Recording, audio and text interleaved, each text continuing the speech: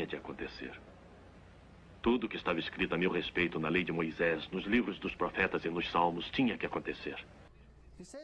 Ele diz, por exemplo, eu sou o caminho, a verdade e a vida.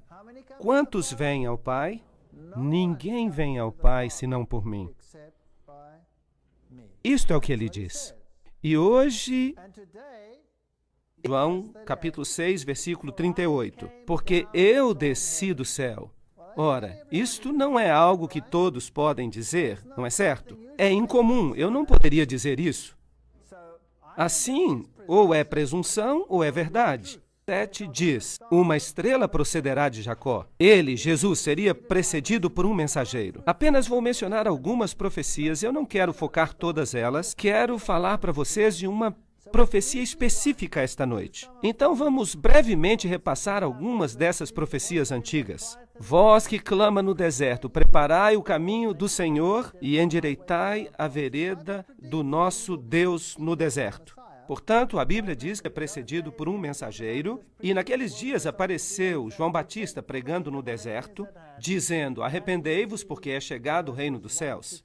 Assim, ele estava pregando a mesma mensagem predita pelo profeta. João 8,36. Depois que o Filho vos libertar, sereis verdadeiramente livres. Esta é uma profecia muito importante. Portanto, de acordo com esta declaração, a liberdade vem através de... Os judeus responderam, somos descendência de Abraão e nunca servimos a ninguém. Como dizes tu, sereis livres?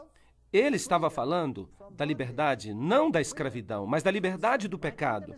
O meu reino não é deste mundo, João 18:36. Estas declarações são muito fortes. O nascimento miraculoso, eis que a Virgem conceberá e lhe dará o nome de Emanuel, Deus conosco. Não é qualquer pessoa, mas Deus conosco. Então, algumas pessoas podem dizer, ele não foi chamado Emanuel, ele foi chamado... Vejam, os nomes antigos se referiam a algo. Eles tinham um significado. Não eram apenas nomes quaisquer. Portanto, Emanuel significa Deus conosco e Deus o Salvador. Isso, portanto, ele não pode ser comparado com ninguém em nenhum sistema religioso. Isto é, Isaías 7,14, Lucas 1, 28 a 31. Em seguida, o Antigo Testamento se refere a Belém. Belém, de ti sairá o que há de governar Israel. Miqueias 5:2. E esta Belém, em particular, Belém Efrata, que significa o pão da vida desceria dos céus em Belém. Claro, sabemos que isso se cumpriu. O Senhor me ungiu para pregar as boas novas aos mansos. Esta é uma profecia do Antigo Testamento também, a restaurar os contritos de coração e a proclamar a liberdade aos cativos, a abertura de prisão aos presos e a apregoar o ano aceitável do Senhor, o dia da vingança do nosso Deus e a consolar todos os tristes. Isaías 61, 1 e 2. Lucas 4, 18 e 19 nos diz que isso é acerca de si mesmo. Fica claro que o Messias faria milagres e os olhos dos cegos seriam abertos e os ouvidos dos surdos seriam também abertos. Então, o homem coxo saltará como um cervo e o mudo cantará. Tipos de doenças, ordenando que aos tristes de Sião se dê óleo em vez de cinzas, gozo em vez de tristeza, vestes de louvor em vez de espírito angustiado. Nos Salmos, lemos que o Messias falaria em parábolas. Em parábolas abrirei a minha boca. Tudo isso disse palavras. Mateus nos diz isso. A Bíblia prediz a entrada triunfal. Isso está em Zacarias 9:9. Eis que o teu rei virá a ti, justo e salvo, pobre e montado em um jumento. Todas essas coisas são predições do Antigo Testamento. Até o meu amigo íntimo, em quem eu tanto confiava, levantou contra mim o seu calcanhar. Isso se cumpriu e lemos em Mateus que Judas Iscariotes fez precisamente isso. E que tal este texto de Zacarias e pesaram o meu salário 30 moedas de prata. Até o preço que foi pago por essa traição estava definido no Antigo Testamento. Tomei, então, as 30 moedas de prata e as deitei no tesouro de Jeová. E foi exatamente o que fizeram. Compraram o campo do oleiro com o dinheiro da traição. E ele havia dito, se me derem esse dinheiro, eu o entregarei. E ele, então, levou ao templo as moedas de prata e se retirou. E que fizeram eles? Compraram o campo do oleiro. E há um pequeno detalhe: ofereci as minhas costas aos que me feriam e a minha face aos que me arrancavam os cabelos. Isso foi precisamente o que Jesus passou. Inacreditável. Não escondi a minha face dos que me afrontavam e dos que me cuspiam. Ele passou pelos tribunais 7 vezes. 7 vezes, e foi golpeado no rosto, diante de Caifás, depois Anás, diante do tribunal à noite, logo depois, diante dos oficiais romanos, e em seguida foi enviado a Herodes, e de volta a Pilatos. 7 vezes ele passou pelos tribunais. Não escondi a minha face dos que me afrontavam e dos que me cuspiam. Isaías 56. Então cuspiram no seu rosto e lhe deram socos, e outros o esbofeteavam. A Bíblia diz que o golpearam inúmeras vezes. Eles me odeiam sem causa. Salmo 69. Portanto, ele seria rejeitado. A Bíblia predisse isso. Odiaram-me sem causa. Ele foi oprimido e afligido, mas não abriu a sua boca. Como um cordeiro foi levado ao matador.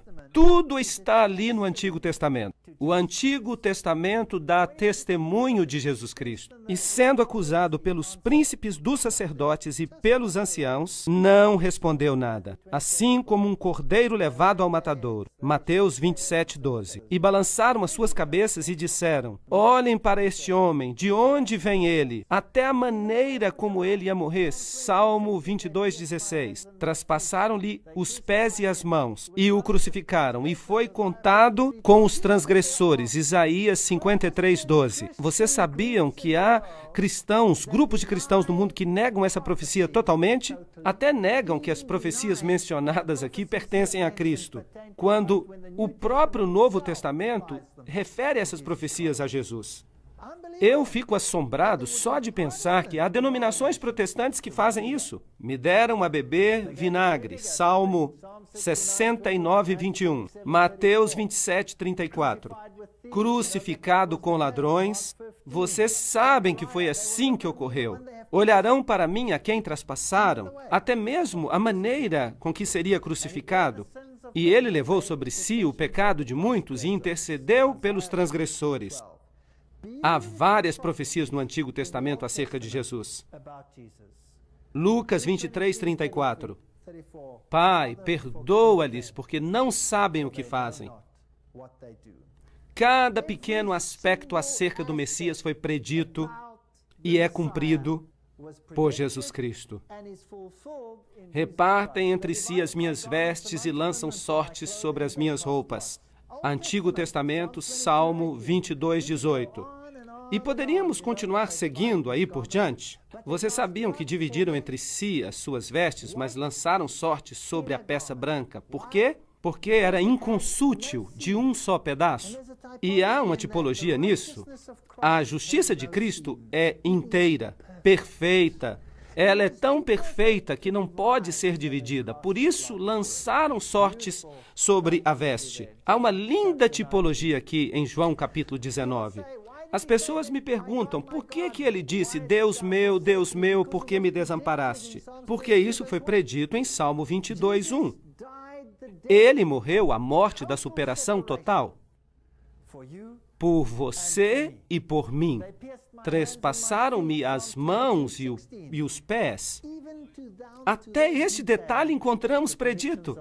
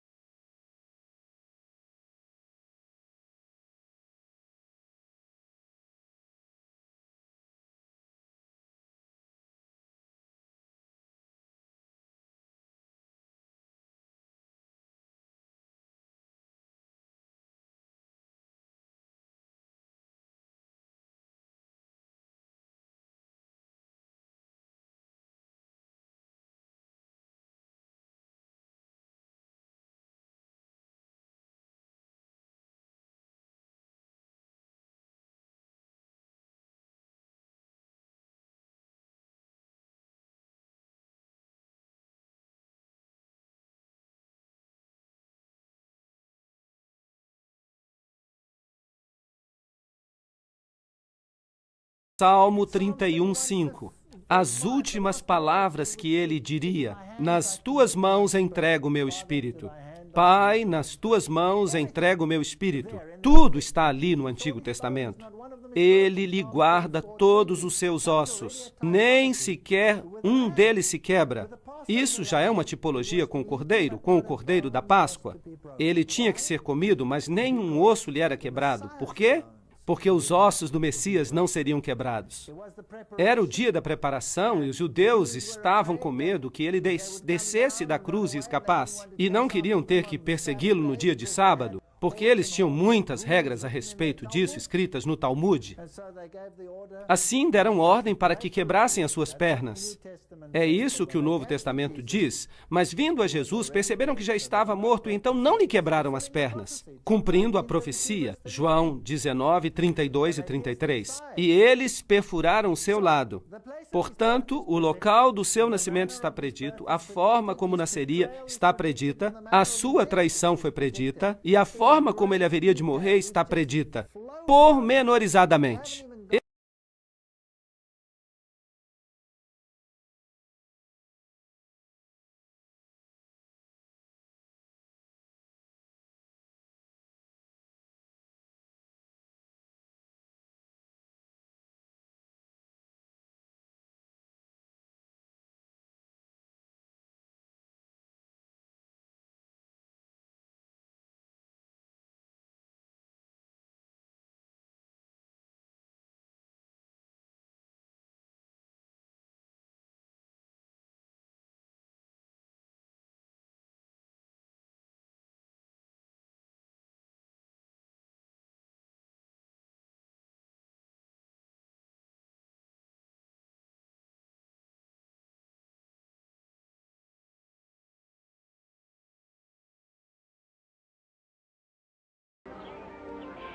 Ah, Jerusalém, hoje você não consegue ver o que é preciso para alcançar a paz. Chegarão os dias em que os inimigos vão cercá-la com trincheiras e vão rodeá-la e apertá-la de todos os lados. Destruirão você completamente. E aos seus filhos. Não ficará uma pedra em cima de outra, porque você não reconheceu o tempo em que Deus veio para salvá-la.